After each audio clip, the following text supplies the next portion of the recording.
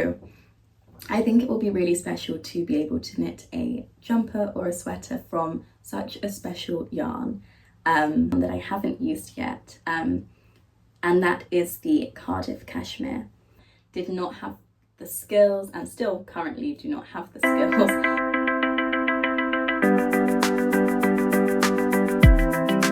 Hello everyone, and welcome to another video about my Make 9 plans and intentions for knitting plans this year. I think it's probably best to dive straight into a little review of my opinions and thoughts on knitting from 2025 and things I aim to keep the same, things I aim to kind of change and switch up, and just a general different approach to my knitting this year. For me, 2025 was a lovely year of knitting. It was very much kind of the first year that I properly got into experimenting and pushing my boundaries. I knit my Moby sweater, which was probably my biggest achievement of last year.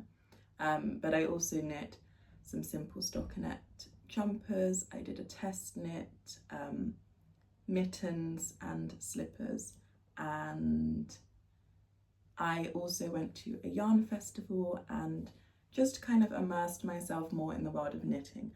However, 2026 is definitely the year that I want to be a bit more structured and regular when it comes to knitting.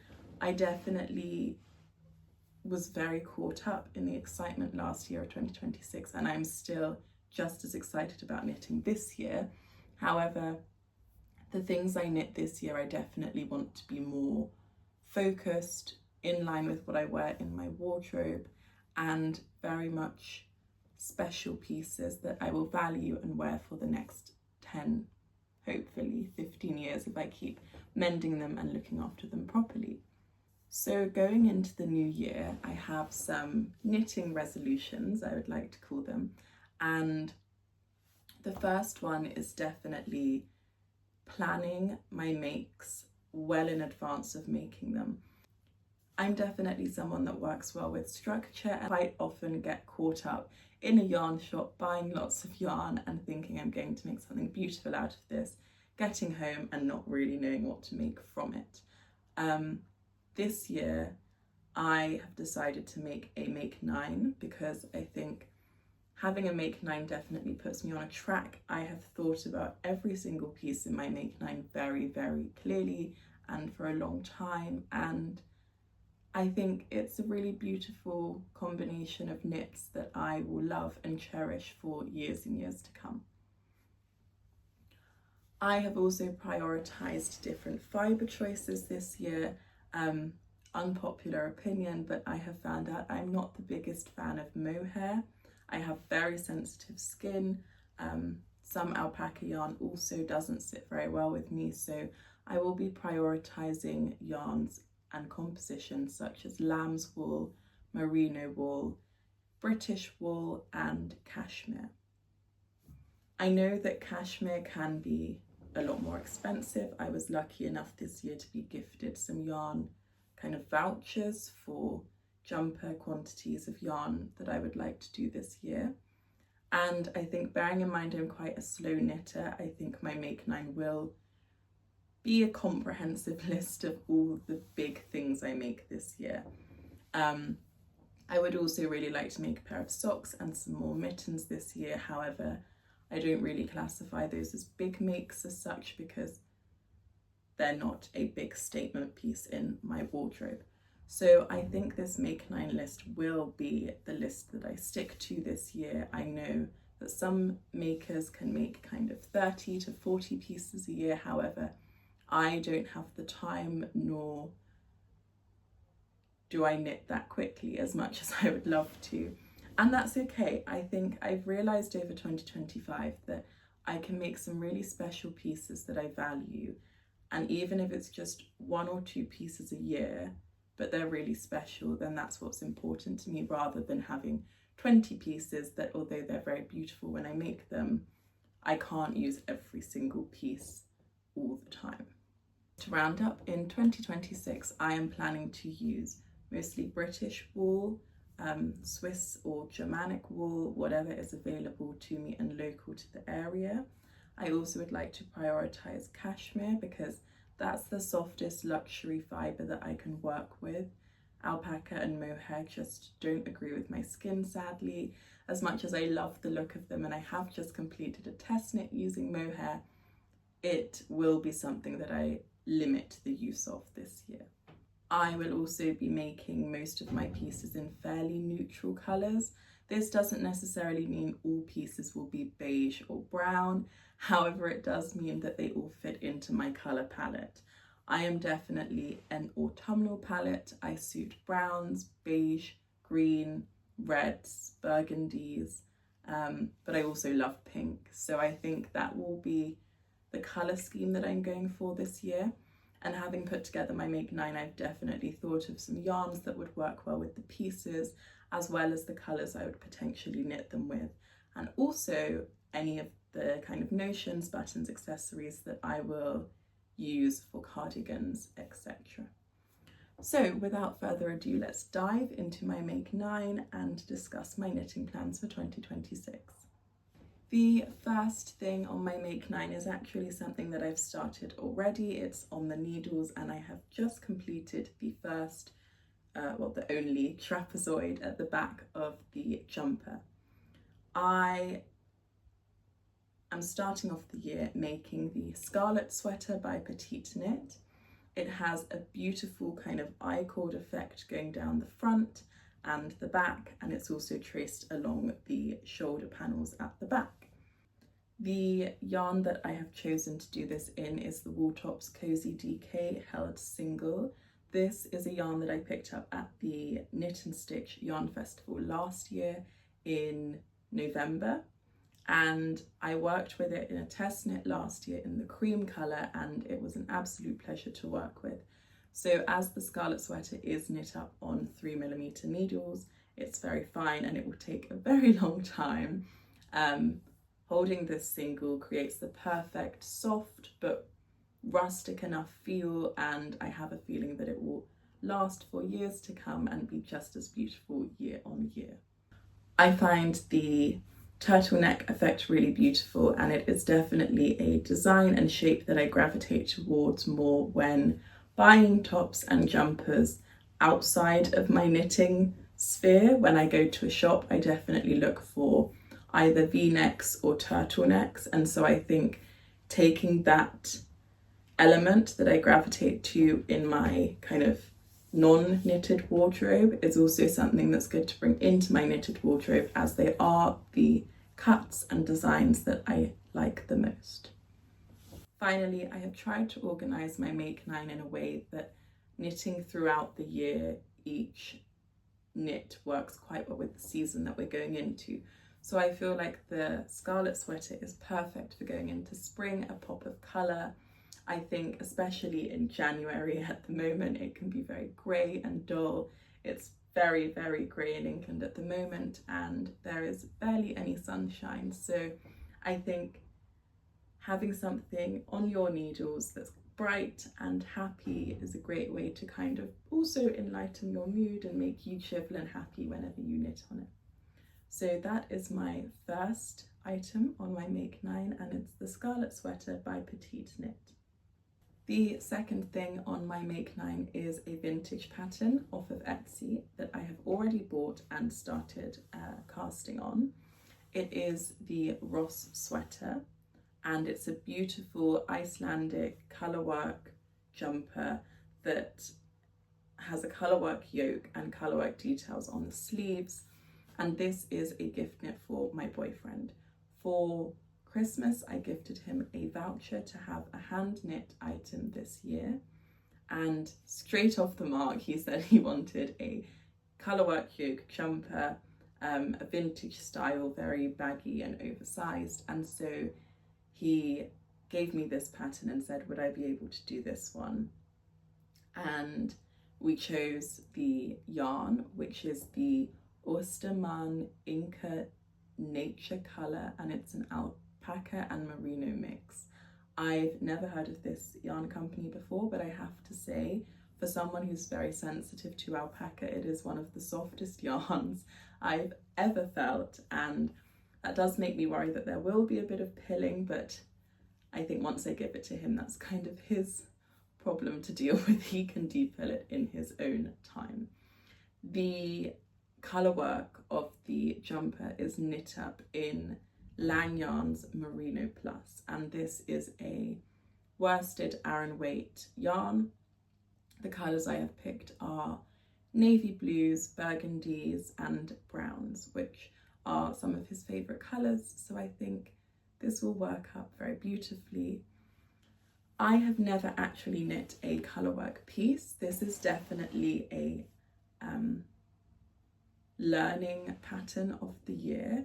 So a new technique that I really want to learn in 2026 is colourwork, and you will see later on that my kind of ultimate project of 2026 that I will definitely be, it's joint first of what will be the most proud projects that I do, is also a colourwork piece. And so I'm using this as kind of a first experience with colourwork, getting used to catching floats, using different colours and multiple strands at the same time. So this is the second item on my Make 9. It's the Ross sweater, the vintage pattern that I got off of Etsy, and I'm definitely using it as kind of a practice rehearsal before I go into knitting a colourwork piece of my own. And yeah, it's working out really lovely at the moment. I'm very excited to start the colourwork and learn a new technique. I think that's something that I've noticed I really value in knitting. In my day-to-day life at university, although in the beginning I was learning lots of new things, I definitely now focus more on research and source analysis and things like that. So I don't have much time to learn new things, and that's why knitting has become really special for me, because it is a craft and an art that I'm constantly learning new things in. So 2026 will be the year of learning colourwork, and there are 2/3 colourwork items on my Make 9, and this is the first. The third item on my Make 9 is the Cumbersand sweater by Cheryl Mokhtari, and this is a pattern that I fell in love with before I started knitting, and it was one of the items that I saw when I was looking into getting into knitting, and I really, really wanted to be able to knit it. However, I wasn't confident enough in my skills, and I think with it being so fine, I was definitely a bit intimidated by the time and legwork that needs to be put into this jumper. It's a very simple, classic, light cable design, and 2026 will be the year that I hopefully make this one. This is something that I am hoping to make during the spring, and I think it's perfect as it's a lightweight jumper that will then be ready to wear at the beginning of summer. And to make this jumper extra special, I was watching a podcast by Rosemary Pine and Needles, I think her name is. I will attach her image here. And she did a video on knitting traditions in Germany, and I watched her whole knitting traditions series, but the German one I found particularly beautiful, but also relatable too, as I spend a lot of my time in a German-speaking area, and Switzerland has lots of kind of overlapping cultures with Germany. And one of the yarns that she drew my attention to was the Coburger Fuchsschaf yarn. It's a beautiful yarn from a beautiful sheep that's naturally kind of champagne-y beige looking. I will insert an image so that you can see what it looks like. But I just found it to be one of the most beautiful natural coloured yarns that I've seen. And seeing as this is a very lightweight and kind of early summer wearing jumper, in my opinion, I thought it would be the perfect opportunity to use this yarn that is very local to the Germanic country, and normally you buy it from kind of Etsy or local yarn spinners. It's not really a yarn you can easily get commercially, so I think it will be really special to be able to knit a jumper or a sweater from such a special yarn. I have been told it isn't the softest yarn, so it might be something that I have to wear kind of a turtleneck top like this underneath, but I am prepared to do that if it means I get to knit with this yarn. And it has definitely now been on my bucket list for the last year, I would say. So 2026 is definitely the year of ticking off bucket list wishes. I will also be holding this yarn with the Lana Grossa Sophio yarn. It's a light beige yarn and it's a brushed cotton and merino wool, I think. And it is a replacement for a mohair. As I said, I can't really wear mohair, I'm super sensitive to it. So this will be a good alternative, and I think I will definitely spend a lot of this year experimenting with different fibres and combinations to see what is still soft and looks beautiful but doesn't irritate my skin at the same time. The fit of this jumper or sweater or top that I'm aiming for is a very kind of oversized, relaxed piece. I want to be able to tuck it into jeans and wear it with some trainers and just have it looking really effortlessly beautiful. And I think the combination of the champagne coloured yarn and a slight fluff from the Sophio will make it look absolutely beautiful. And I'm super, super excited to get this on my needles in the spring. So that is my third item on my Make 9 list, and it's the Camber Sands sweater by Cheryl Mokhtari. As I move into the spring-summer period of the year, I didn't last year knit very many summer tops, and I intend to do exactly the same this year. I didn't get much wear out of the summer tops that I did make, and I think I definitely prize my hand knit jumpers over my hand knit tops. And I know that some people love their hand knit summer knits, and I did really like mine as well. However, I didn't get the use out of them that I would have liked to, whereas my hand knit jumpers I wear almost every single day. So over the kind of late spring to summer period, I will be knitting jumpers to be able to wear them when autumn comes. And so this is one of the another bucket list project of mine, and it is the Dagmar by PetiteKnit. I feel like the Dagmar is something that every knitter has heard of, and it's definitely one of the pieces that I saw before I started knitting. I am still weighing up whether I want to do the jacket version or the jumper version. The jumper version I saw Ursula makes, I think that's what her podcast is called, and she made it in the nougat colour, and it was absolutely beautifully divine. And I'd always been set on making the jacket before, but then seeing her podcast definitely made me reconsider as to whether I do the jumper version. That is something that I will decide when I come to knitting it and buying the yarn. However, for the yarn, I will be using the recommended Heel-Holt Triple by Heel-Holt's Oud Spinnery. I don't know how you pronounce that, but I hope I didn't butcher it too much. And I will be either using the colour cream, which is in the sample photos, or the colour nougat as I saw on the Ursula Makes podcast, because I absolutely fell in love with the jumper that she had made, and I think either the jacket or the jumper version out of that colour would look absolutely divine. So my big project of the summer will be the Dagmar, and I think to be able to wear this in the autumn once I've knit it over summer will definitely be a very proud moment in my knitting journey. I can definitely tell that this year I'm a lot more ambitious than I was last year. Last year I wanted to stay within my comfort zone, and I really found a love for cables whilst making the Moby sweater.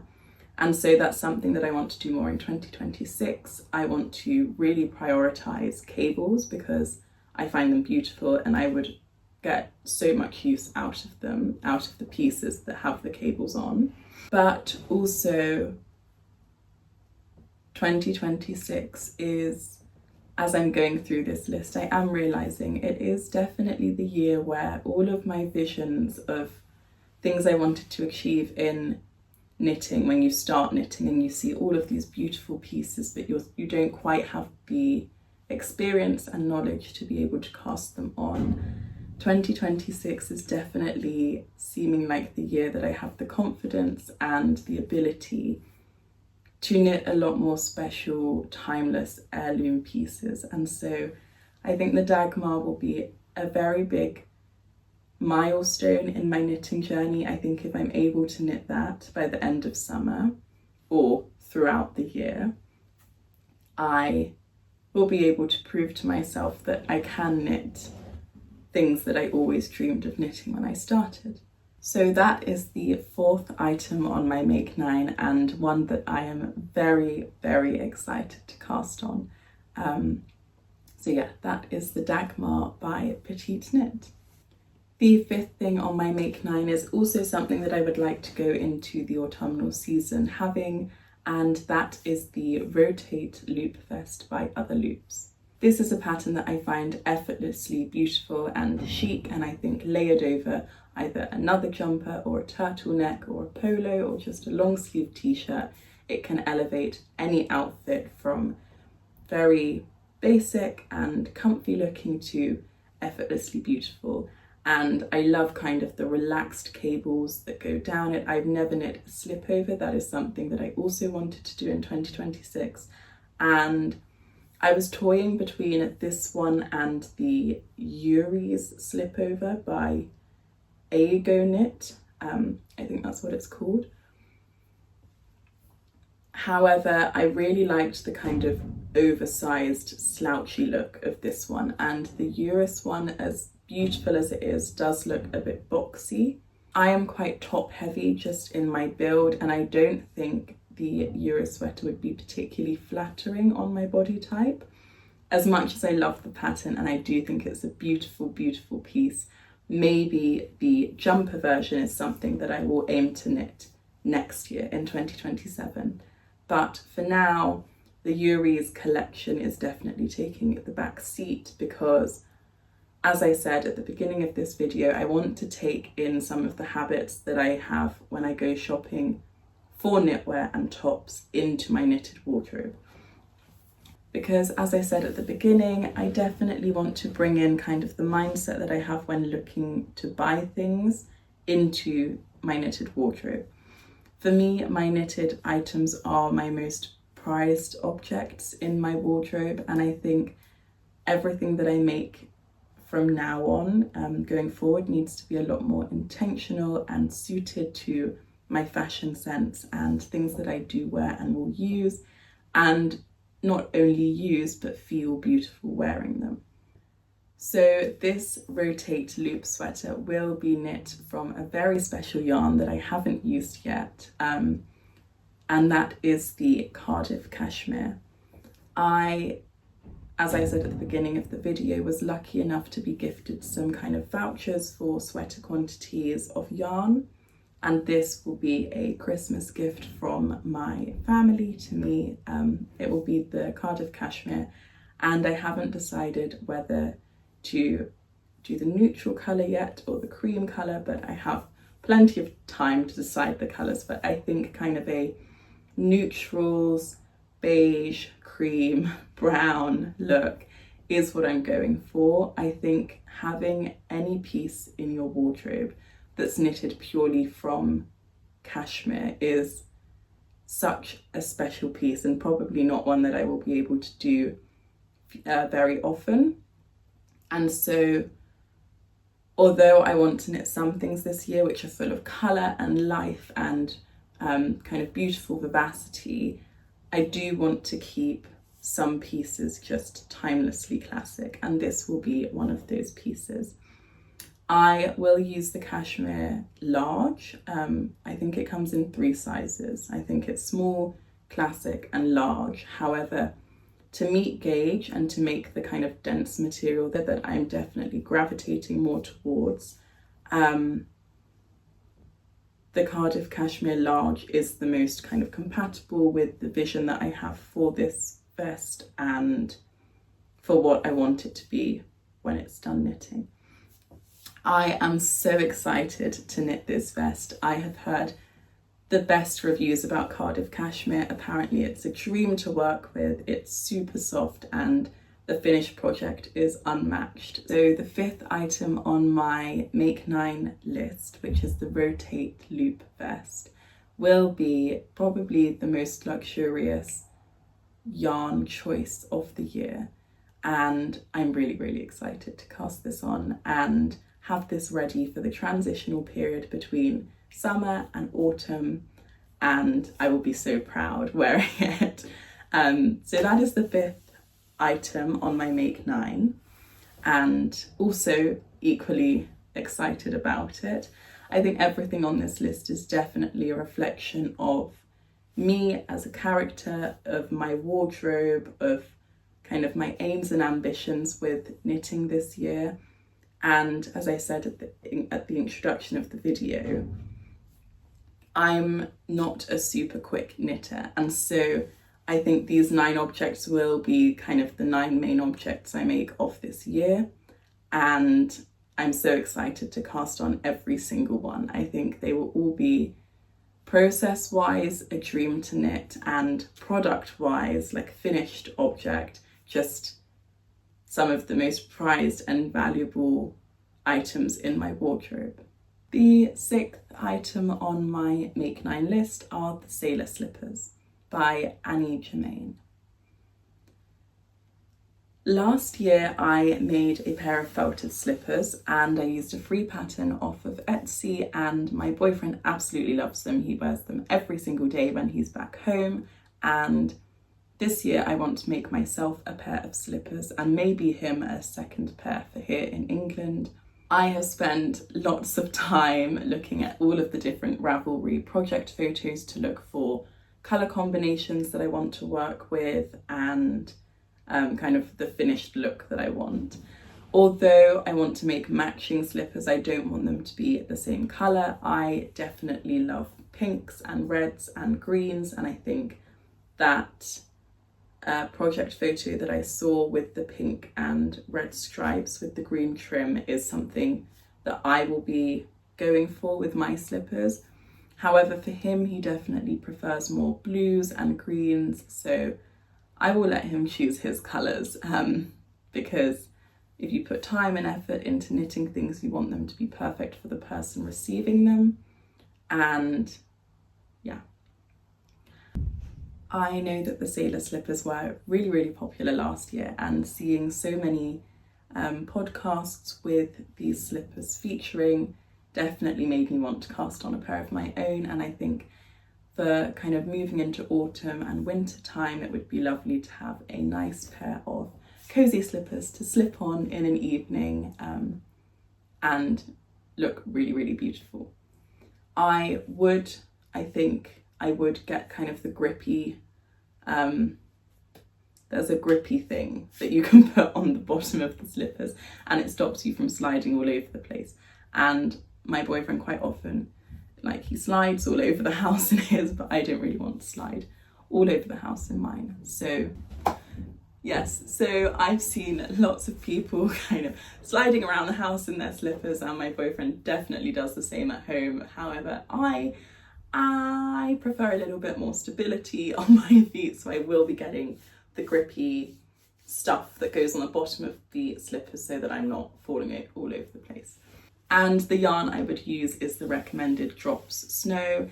It's very affordable. It's the one that everyone seems to have used, and if it has been tested and tried time and time again, I am not going to deviate from that. That is the sixth item on my list, and that is a matching pair of Sailor Slippers for me and my partner. The next thing that I aim to have on my needles is the Sakuri cardigan by Noriko Ichikawa. I hope I pronounced that correctly. But this is a beautiful oversized cardigan with button details on the front, and the sleeves and the hem roll up. So rather than like your classic sleeve with an Italian bind off, the sleeve and the hem are aimed to roll up a little bit, as you can see here. And I saw on Pinterest that someone had made this cardigan in a really dark brown with bright blue buttons on it, and I just thought it was really, really beautiful and stylish, but slightly modern, and I wanted to kind of put my own twist on that. So I am looking to knit this in the Biche and Bouche big lamb's wool. I know they do the petite one and the big one. However, to meet gauge, I probably will use the big one here, and I will use it in the colour dark brown, and the colours that I'm going for with the buttons are a very kind of muted gold or bronze or brass effect. I want it to be a really timeless classic that I can either dress up or dress down, and for me the best way to do that is to put a effortlessly stylish button on the front but keep the base colour very neutral and kind of pairable with anything in my wardrobe.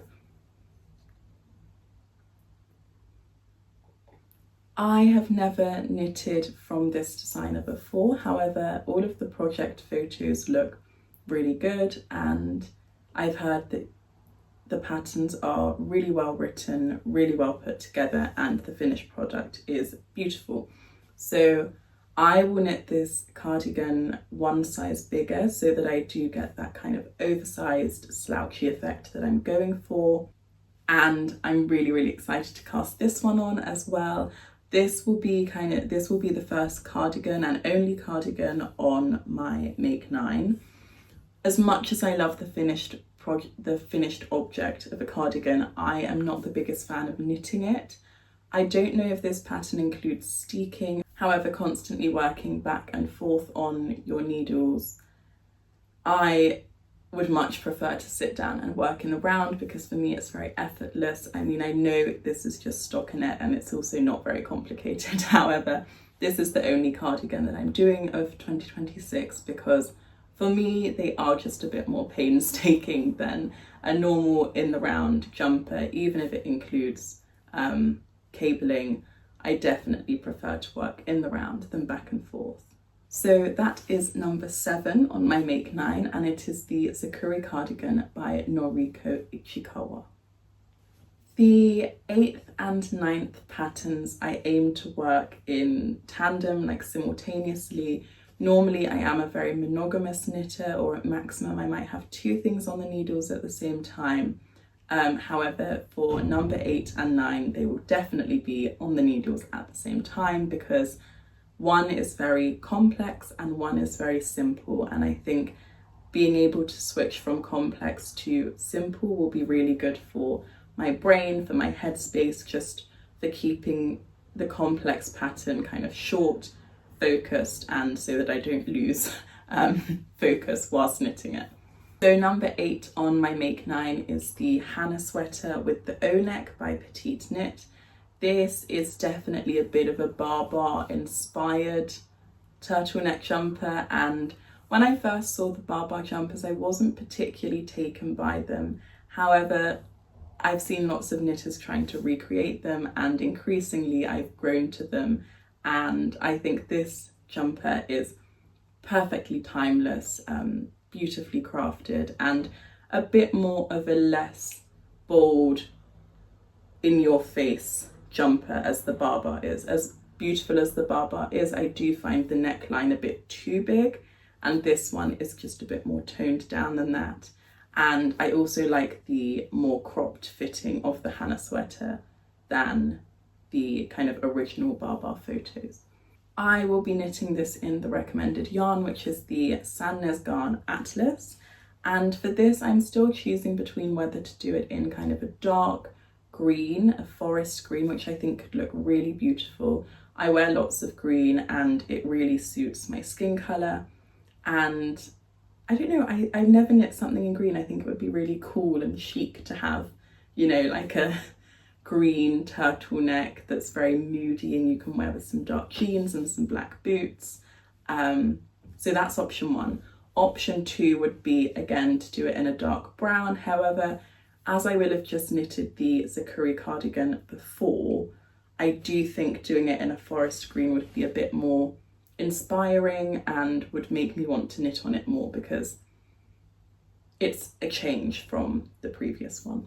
This is a top down in the round piece, stockinette stitch, and it should just fly off the needles, be really lovely to work, and a very good break from number 9 on my Make 9, which is the Northern Augustans number 7 jumper. I saw this pattern last year and absolutely fell in love with it. However, did not have the skills, and still currently do not have the skills to make this jumper. However, I find it so beautiful, so timelessly classic, and I think if I were to make it, or when I finish making it, maybe I might even be able to have it done before Christmas. This is a piece that I would try and keep alive for decades to come. The yarn choices that I've done for this and kind of the colours are a very low contrast but very girly take on the jumper. The original test photo is in baby blue and kind of a beigey grey colour. I would do it in a beautiful baby pink in the colourway pale pink, and the contrast colour would be the heathered light grey. I have looked through lots of Ravelry photos of this jumper and I found that the ones I kind of like the most and gravitate towards the most are the more low contrast editions of this jumper. I don't quite know why, because some of the bold ones are also really beautiful. However, I think for myself, having it a bit more low contrast does make it more feminine, and I think there's something about having a baby pink and baby grey big oversized Christmas winter jumper that would be the perfect way to finish off 2026. So that is the final item on my Make 9 list, and it is the Northern Augustans number 7 by Augustans. I'm not quite sure what the designer's name is.